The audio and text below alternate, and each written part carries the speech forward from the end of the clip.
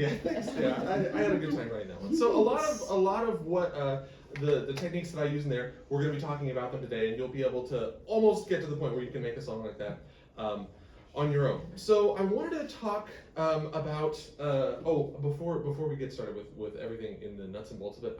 There's a lot of Mac users in the room, I know. There is not a native version of Famitracker for Mac. However, you can run it on Wine. I have on good authority, and there are also Mac-compatible trackers like Famitracker that you can use. They're not exactly the same as Famitracker. They're usually a little bit more complicated, but there are trackers that are Mac-compatible that have a lot of the same nuts and bolts as Famitracker. Though, can you say the name of that one more time? Famitracker, I believe, is Mac-compatible as well. But I think it also has like Sega sound chips and stuff on it as well. It's got more bells and whistles. Okay, so the Famitracker window is made up of sort of 3 sections. This one up here is the instrument window. It has all of the instruments that all of your players are going to be playing. You can have up to 256 different instruments in any particular tune. I have never needed more than like 15. But just the world is your oyster with instrument design. It's really tough to see, but there's a little set of 4 numbers here. It says 2A03 up there. That's a particular type of instrument that's for like the basic NES sound chip. There are other sound chips that you can emulate with this, but we're just going to be talking about the basic one today. And all 5 of the channels that we use in the basic sound chip use 2A03 type instruments. So that type of instrument will work on all 5 sound chip or 5 tracks. The second part of the window is this main part here. This is the actual tracker. You'll notice that it has 5 columns. Each of these are a different track that is part of the NES sound chip. The first 2 are pulse tracks. Those are variable duty cycle square waves. They're square waves, basically. Those are used for melody and accompaniment most of the time. The third one is a triangle wave. That's a triangle wave. And it it's more often used for bass. We'll get into why that is. There's a white noise channel, which has no pitch, sort of, and so it's more often used for percussion or like effects. And then the last one is a DPCM channel, a digital pulse code modulation channel, which is like a very, very simple lo-fi sampler, and we're not going to talk about it at all. It's it's weird and it's just it's the odd child out. So in essence, you have 4 channels, right? You have 3 channels that have pitches, and you have 1 channel that doesn't.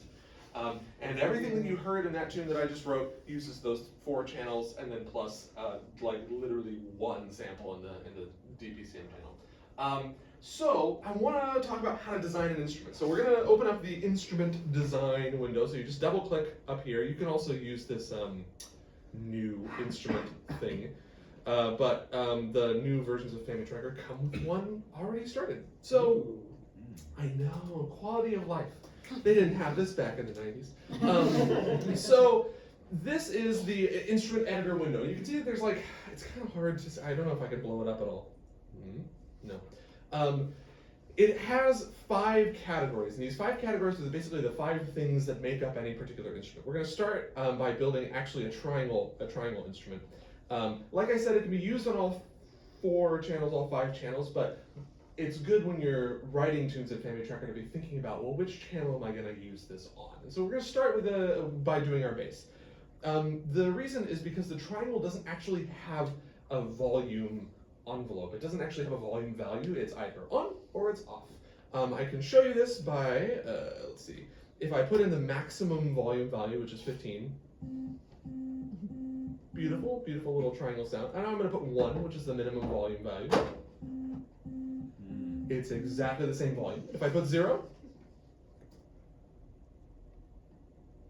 right, it's on or it's off. And so for basses, and this is kind of why the triangle gets relegated to being a bass instrument, is because it doesn't have the same expressiveness as a lot of the other, as the pulse waves do. So the way we design an instrument is we designate however many of these categories we want to use, 1 to 5, and for the bass I'm just going to use volume. And you give it values, and the Famitracker app uses hexadecimal, which is base 16. If you've never heard of it, instead of being from 0 to 9 and then 10, it's 0 to 9 and then A, B, C, D, E, F are 10, 11, 12, 13, 14, and 15, and then 10 is actually a value of 16. So if you think about everything as being from 0 to 15 or 0 to F, it makes a little more sense. And you can see it's very, very tiny up here, but 0 is the bottom one up there, 15 is the top one up there. We have 15 different values. And each one of these little values in our instrument designer is about 20 milliseconds of sound. It's really, really fast. And so if we want kind of a short bass, we'll just give ourselves a few columns of full value, and then we'll give ourselves a column of no value. And now it'll sound like this. Beautiful. Down here. That's the bass I'm talking about. It's a little bit short, actually, so I might give it a couple more values. All right, cool. Now, we're going to go over here to the actual tracker, and we're going to input our bass line in. Red means recording. You can't really see it. Actually, well, yeah. Red means recording. You can actually just type it in. It takes keyboard controller info, so if you have a MIDI keyboard, great. If you don't, the bottom row of your computer keyboard can also be used to play values like. Each row in the tracker is a 16th note. And so we actually have in each frame, each sort of like section, we have 64 rows, which is 64 16th notes, which is 16 beats, which is 4 measures, right? So each frame is 4 measures long. If we want more than 4 measures of music, well, we'll get to that. But I'm just gonna, make myself a little bass line. We'll have a chord change.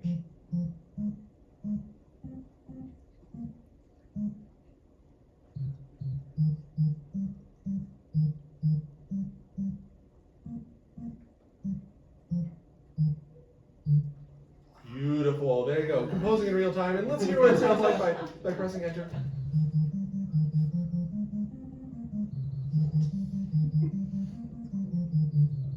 That's it, right? That's the lecture. We're done. I'm gonna call this instrument bass, by the way. Okay, we need some accompaniment. So I'm actually gonna make another instrument, and we're gonna use a pulse wave instrument. It doesn't really matter, but I tend to use the pulse wave 2 for accompaniment, the pulse wave 1 for melody, because it just seems right. So we're gonna call this arpeggio. Now, the square waves have a lot more that we can do with them. They don't, they have a volume envelope, unlike the triangle wave. They also have a thing called a duty cycle. A duty cycle is basically how long the waveform stays on versus off. And if that doesn't make any sense to you, you can just think of it as it's timbre. The duty cycle is timbre. And so we'll use those, and then we'll also use this to create an arpeggio as well. So I'm gonna create a longer envelope, and I'm gonna have it like decay, and you can draw it in by hand, but sometimes it's easier just to type it in manually. And then if you press enter, it sounds like this. Nice. I think it maybe needs to be a little bit longer. Nice. Gorgeous. You want to make sure that whenever you have an instrument that decays, you have a 0 at the end of your volume envelope, or else it'll never turn off. So if we have, like, if I leave the 1 here and don't put the 0 at the end, you just hear. And when I lift up my keyboard, it's fine, but when you actually put it into the tracker, it'll just stay on until it gets another note. So you want to make sure you have a 0 if it has a if you want the notes to have a definite end. Now we're going to go over the duty cycle, and I'll show you what I mean about timbre. So this right now, our duty cycle is at 0, which it kind of has a nasally sound. 25% duty has a rounder sound. 50% is like the square wave. It's like the iconic. That's the, and I'm going to save that one for the lead. And then 75 is actually exactly the same as 25. I don't know why it's in here. It's exactly the same. But we'll use 25. And so then, so now we now have our kind of a little pluckier synth. I'm going to go to the arpeggio parameter. And I'm going to, the way the arpeggio parameter works is if you put in values, it changes the pitch by that number of half steps. If you want to do a minor chord, which is what we'll be doing for this, you would go 0 because you're starting on the pitch that you're starting on, then you would go up 3, right, to the minor third, and then you would go up 7 to the fifth, seven half steps. So 0, 3, 7 is going to get us a minor triad. And it's not really very easy to hear because it goes so fast. Remember, each one of these is only 20 milliseconds. So what we'll do is we'll actually just double it. We'll just have 003377, so that way each 20 milliseconds it reads a new value and you get a slower arpeggio. Now it's not fun to just have it once, so Famitracker actually allows you to loop it by using the pipe key, which is like the right-hand side of your keyboard, the straight up and down line is called a pipe key. If you use the pipe key, it actually loops all of the values. And you can see here, it's so tough to see. I'm so sorry, I wish I had a bigger TV. It says loop at the bottom, and it shows that those values are being looped. And so instead of just doing the arpeggio once, that's it, right? That's the, I have decided it's still too short, so we're gonna add in a couple more values. But that's writing music. So yeah, that looping of the arpeggio gets you that kind of iconic chiptune sound effect. Love it. Mm-hmm. So now we're just gonna input these, and let's see. I can read, and it's worth noting that I inputted in our arpeggio the notes for a minor triad. That means no matter what note I play as my first note, the arpeggio is going to be a minor triad. It doesn't care what key you're in, it just cares how many half steps away from the starting note it is. So if I wanted like a major 5 chord, then I would have to design a different instrument with a different arpeggio that only plays major chords, and then use that anytime I want to have a major chord. The good news is, because of the way that Famitracker works, you can change instruments every 16th note, so it's really not a problem. As long as you're only playing one arpeggio at a time, you can use whatever arpeggio you design. And let's actually go down for this one. Oh. And now.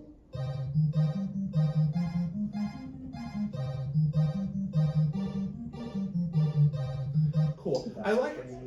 It's good, right? But yeah, but I think the arpeggios are a little too loud. They're definitely going to be a little too loud when we actually insert our melody. So I wanted to talk a little bit about the other columns in the actual tracker. There's the first column, which is the note, which you can see that I was inputting those. The second column is the 2-digit instrument code. So you can see that this one is 00 because it's using our 00 bass instrument. This one is 01 because it's using our 01 arpeggio instrument. But there's 2 more columns. The next column is inside each track is a volume column, and that volume column is going to go from 0 to F, right? 0 to F, 15 values. If you change the volume column on the triangle wave, it does nothing, right? We've gone through this. There's no volume envelope on the triangle wave, but if I want to like lower the volume of the arpeggios, I can just put like an 8 there and go lower the volume by half, and it probably sounds a little bit better. Sits a little bit further in the back. And you can change this every 16th note as well. We'll get to what the last column does in a bit. Okay, we need some percussion. So we're gonna make some noise channels. Now the thing about percussion is, I like to think of it, maybe this is a little simplistic, but I like to think of kick, snare, and hi-hats as kind of like your basic drum set. And they're all gonna be done with the white noise generator. So what we want actually 3 instruments that are going to be used by the white noise channels simultaneously. So we'll design them one at a time. Kick.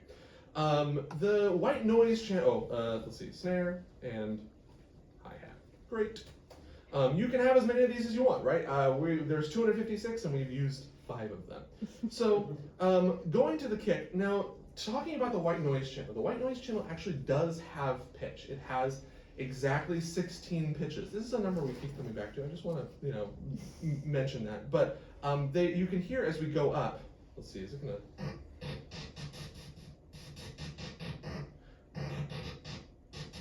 You can hear that it kind of gets higher in pitch. But when I get to a certain point, it goes back down, right? Those are right next to each other on my keyboard.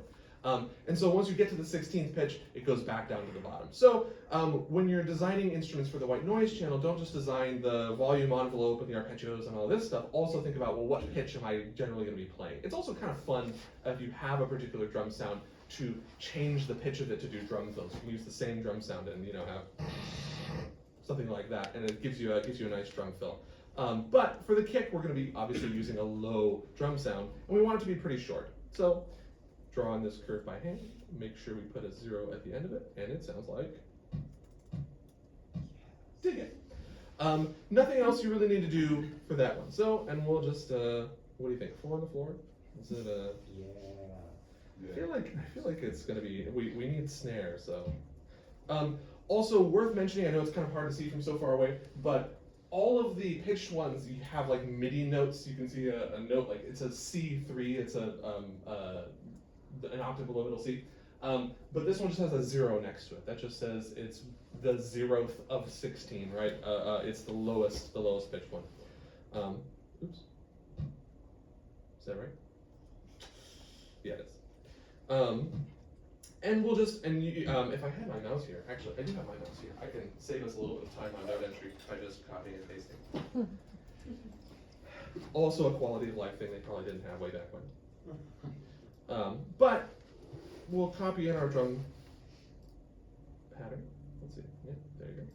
And here, and here. And now, it's actually a little soft. It's a little soft. I think maybe I'll make it a little bit longer so we have some more time.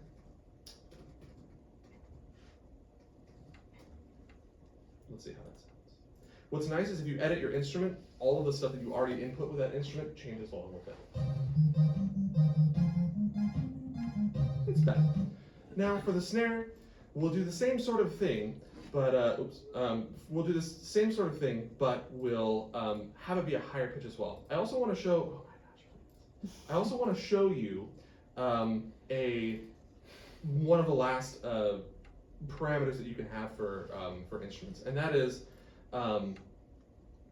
you can have pitch shifting over the course of the instrument. This is kind of fun. It's different than arpeggios, and it works differently than arpeggios. We want something that's a little bit longer for the snare, because the snare has a longer sort of a echo or decay.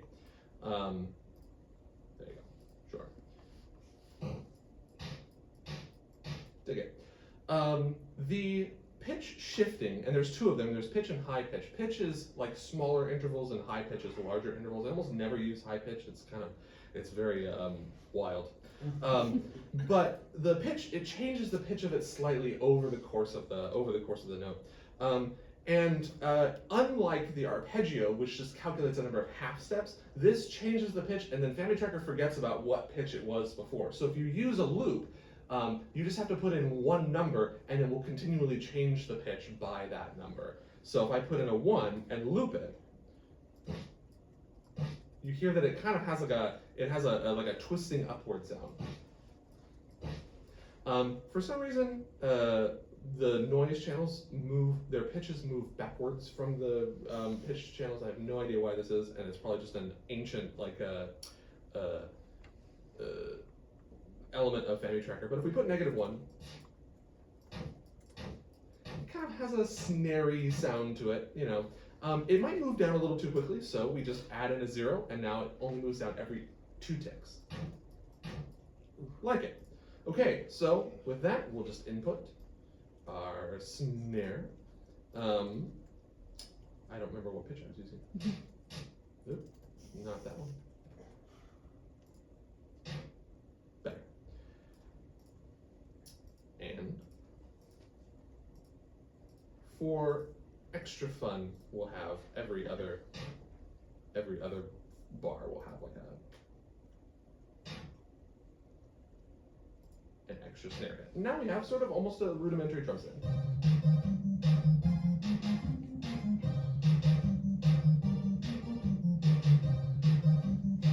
Let's actually do a drum fill at the end, and that's just using that instrument to sweep through different frequencies.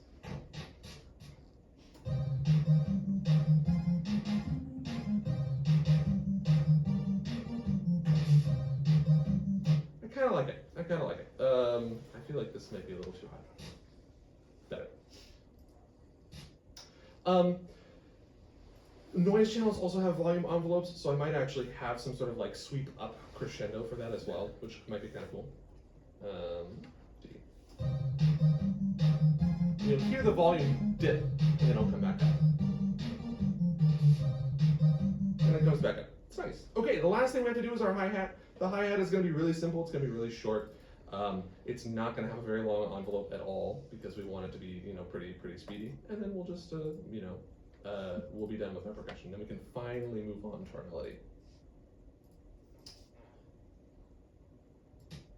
Beautiful.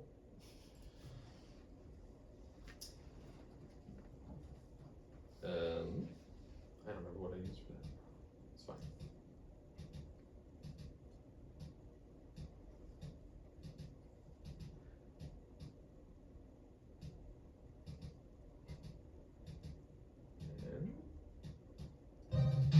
And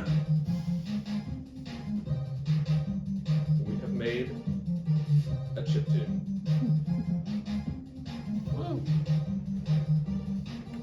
I actually think I want to use the drum fill on the hi-hat instead, and I can't remember, is it shift enter?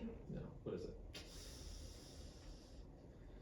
Nope, don't remember what it is. There is a way to start from a particular spot. Play from cursor, F7. Yeah, you can start from the beginning, or you can start from the cursor. Okay, last thing is the melody. So I was saving this for the last because it's a little bit tricky. I want an instrument that does not end, right? All of our instruments up until this point have ended with their volume envelope. But if I have something that doesn't have a 0 as its final volume envelope value, it'll just keep playing. I mentioned that before. And that's exactly what we want for our melody, because we don't want our melody necessarily to decay to nothingness. We want it to continue playing as long as we want to hold it out. And so if I put something like, let's do something higher.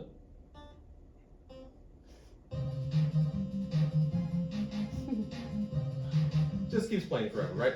So we'll have to figure out how to deal with that later. But that's how those particular things. I think I actually did. I feel like I moved it down an octave.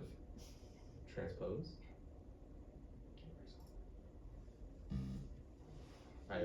It's gotten even worse. What did I do? The octave thing is below the save icon. Oh, is it? Yeah. Save icon. Is that the oh, there it is. Bless. Thank you. I was like, I knew it was somewhere, but awesome. Okay. So also for the lead, I want to use 50% duty because I think it has the nicest sound. And that's literally just you put a single value in that, put it at 50%, and now we have our awesome lead. Nice thing is about leads, they don't have as many notes as any of this other stuff. So we'll just put in a melody. I don't know what it's going to sound like.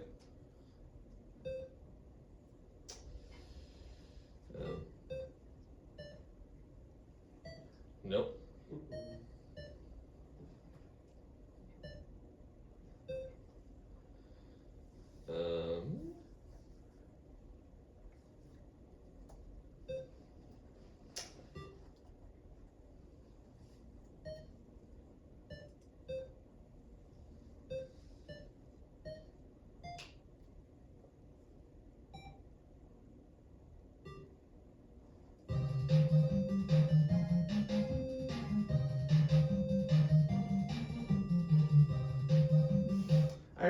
I don't like ending on the same note as I started with, because you hear that because the note doesn't end, you don't really hear the attack of the first note. So we'll just, there you go. You'll hear it now. But the nice thing about the melody is that we can actually add effects to it. So these last 3 columns here, you can sort of see them in each of the categories. They're the effects columns. The effects columns, there's a ton of effects in Famitracker, and let's see, effect table. In the help part, which you desperately need this, I desperately need this, is the list of all the effects, and you can see them here. The way that the effects work. The way that the effects work is that there's a designation, usually a letter, and it's not hexadecimal at all. It goes from 0 to F, and then there's G, H, I, J, K. It's just, I don't know why they did it that way, but there we are. They have your effect designation, and then there's 2 values. And depending on the effect, the values can either be a 2-digit value for like one thing, like a 2 digits governing speed or depth or something like that. Or it can be two separate values, one controlling one parameter and one controlling the other. And you can see in the effects window, if you have good eyes, it says 0xy. That means the 0 effect has two different values. 1xx, that means that the 1 effect has one value with two digits. So you're using both digits all the time, but depending on the effect, it depends on what particular values those change. One of my favorite things, and one of the reasons I use Famitracker, is because the vibrato is so good. I think that Famitracker has one of the best, most authentic sounding vibratos, and vibrato is 4. I just tend to remember that one, but you can also see it here. And if you click on it, it says vibrato applies sine vibrato to the notes. X is speed, and Y is depth. That means the first value controls the speed, which is between 0 and F, and the second value controls depth, which is also between 0 and F. So what does that sound like? If let's just try it at maximum speed and maximum depth to see what it kind of sounds like. Too much. Just through experience, I find 4, 6, 4 seems to be pretty good. 6 speed and 4 depth. And you'll notice that I didn't put it right at the beginning because I like the idea of it starting with a straight tone and then moving to vibrato. And it kind of sounds nice. But you'll notice that with each new note, the vibrato continues, which is not so great, So what you have to do with Famitracker, it's not my favorite thing in the world, but is at the beginning of every note, you have to turn off the vibrato, and then when you want it to start, you have to turn it back on. But such is life. It's an old piece of technology, so we'll just manually do that. Real quick, 464, 40. The nice thing is that when you actually put in the effect, it has it at 0 to begin with, so you don't have to spend as much time as you might. You'll also notice that, oops, that's not right. You'll also notice that at the very first part of the song, I have a 400. That's because whenever it starts over, Famitracker still remembers the previous values, and so if you had vibrato on when you ended last, it'll start with it on, and if it cycles back to this frame anywhere else in the song, all of your effects that you forgot to turn off are still on. So it's good to just turn them off at the beginning of each frame if you remember. Now we have something that sounds, I think, a little more authentic.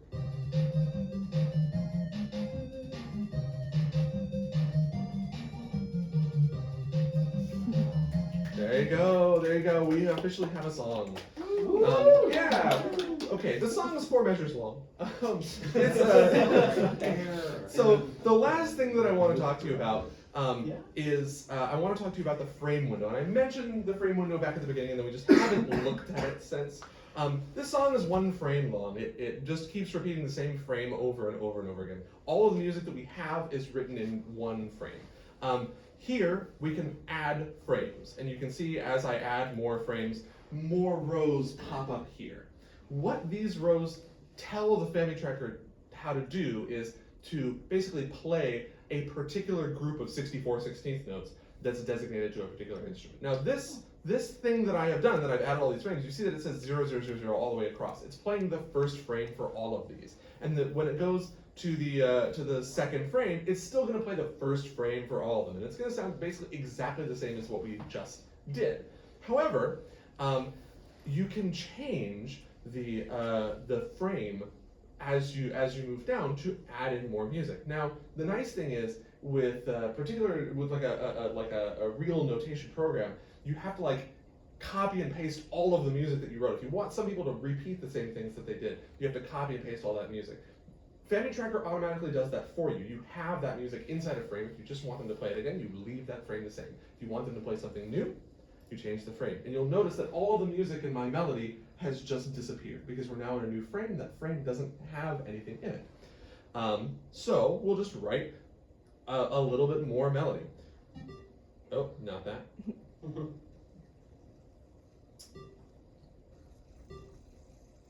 Oh.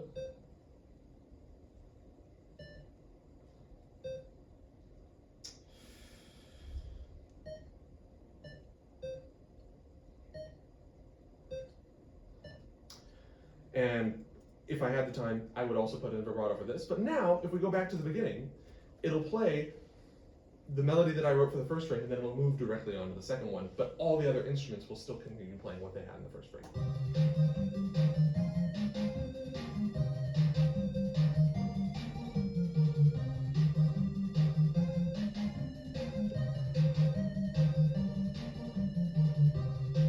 And then it'll keep going on. So by this, you can very, very easily bring back things that you wrote previously. You can very easily add counter melodies. You can very easily change one instrument to another. You can very easily change a drum groove. I think probably in the tune that we heard at the very beginning, I probably had maximum 7 different frames for the instrument that had the most, and I made a 2.5 minute song out of something that's really like 20 measures of music. So it's really flexible. You can do a lot with it. I encourage you to experiment with creating your own cool sounds and tunes and stuff like that. It's a lot of fun. It's not as much work and it's not as complicated as a lot of people make it seem. But I really enjoyed it. That's it for me. If you have any questions, I'm happy to take them, or we can move on to Joe's presentation. Anyway, thank you.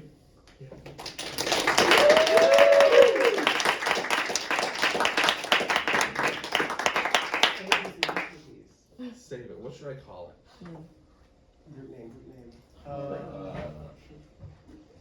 There you go. Save it. What?